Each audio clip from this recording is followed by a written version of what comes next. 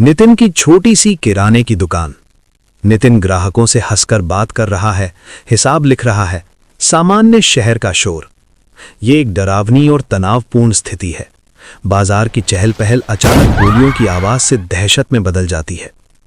नितिन का दिल जोर जोर से धड़क रहा है।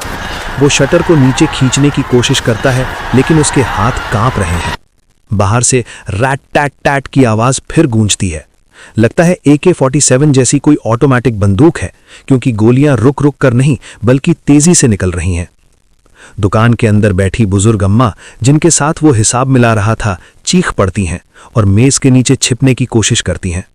बाहर भागते लोग एक दूसरे से टकरा रहे हैं। कोई साइकिल छोड़कर भाग रहा है, कोई रिक्शा वाले को धक्का देकर निकल रहा है। धूल और धुएं की महक हवा में फैल गई है। हमलावर कम से कम 3-4 लग रहे हैं। काले कपड़ों में चेहरा ढका हुआ दुकान की ओर बढ़ते आ रहे हैं। एक के हाथ में बंदूक है, दूसरा चाकू या कुछ और लिए हुए। नितिन पीछे हटता है, दुकान के अंदर की तरफ, जहां कुछ पुरानी लोहे की अलमारी है। वो सोचता है, क्या भागूं पीछे के रास्ते से? लेकिन पीछे का रास्ता संकरा है और वहां भीड़ पहले से भरी हुई है। अम्मा रो रही हैं, बेटा बचाओ। नितिन उन्हें खींचकर काउंटर के पीछे छिपाता है। उसकी आंखें दुकान के बाहर टिकी हैं। हमलावर अब सिर्फ 10-15 कदम दूर हैं। एक ने फिर गोली चलाई और इस बार गोलियां शटर पर लगी। धातु पर टंग टंग की आवाज। नितिन के दिमाग में एक ही सवाल घूम रहा है, ये लोग कौन हैं? क्यों ऐसा कर रहे हैं? नितिन की कुछ समझ में नहीं आता है। कौन है? क्यों? क्या कोई पुरानी रंजिश, या बस लूट, या कुछ और? अचानक बाहर से पुलिस की सीटी और रुको की चीख सुनाई देती है। भीड़ में से कोई पुलिस वाला या गनमैन आ गया लगता है। हमलावर रुकते हैं, एक दूसरे को इशारा करते हैं और फिर तेजी से भागने लगते हैं। एक गली में, दूसरा भीड़ में घुलकर। नितिन सांस रोककर देखता है, गोलियां रुक गई हैं, लेकिन बाजार में अब सन्नाटा नहीं, चीखें, रोना, लोग घायलों की मदद कर रहे हैं। नितिन अम्मा को सहारा देकर उठाता है। उसका चेहरा पीला पड़ गया है, लेकिन वो जिंदा है। दुकान का शटर आधा नीचे है, टूटा हुआ। बाहर सड़क पर खून की कुछ बूंदें। क्या हुआ था? क्या ये सिर्फ एक बदमाशों का हमला था या कोई बड़ा षड्यंत्र?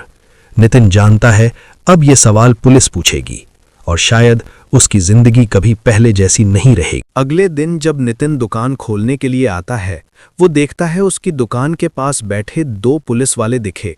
उसने सोचा कि शायद आज इलाके में गश्ती तेज है, पर वो इस सच से अनजान था कि वे पुलिस की वर्दी में छिपे आतंकवादी थे।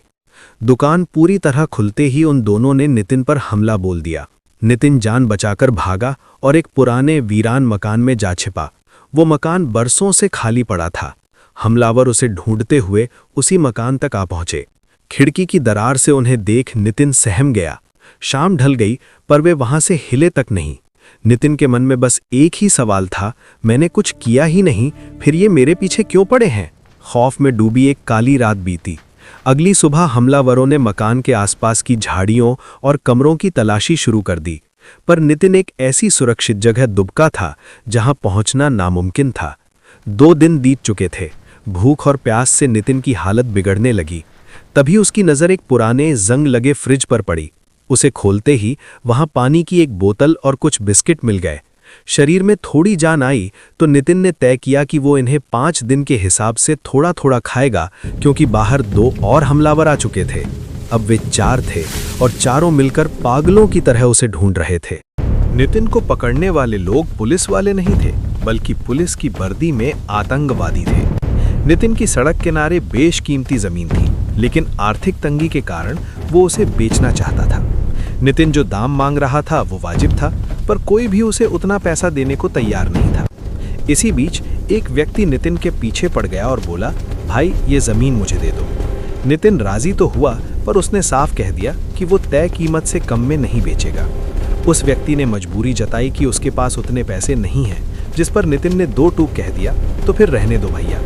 बस यही बात उस व्यक्ति को चुभ गई और वो नितिन का जानी दुश्मन बन गया। उसने नितिन को रास्ते से हटाने की ठान ली। नफरत में अंधे होकर उसने कुछ आतंकवादियों को मोटी रकम दी और उन्हें पुलिस की वर्दी पहनाकर नितिन के पीछे लगा दिया, ताकि किसी भी हाल में उसका काम तमाम किया जा सके। भूख प्यास के कारण नितिन की मौत हो जाती है। ये कहानी यहीं समाप्त हो जाती है। अगर वीडियो अच्छी लगे तो लाइक और सब्सक्राइब जरूर करना।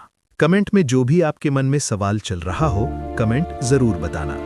ये वीडियो केवल मनोरंजन और मोटिवेशन के उद्देश्य से बनाया गया है। इसका किसी से कोई लेना देना नहीं है।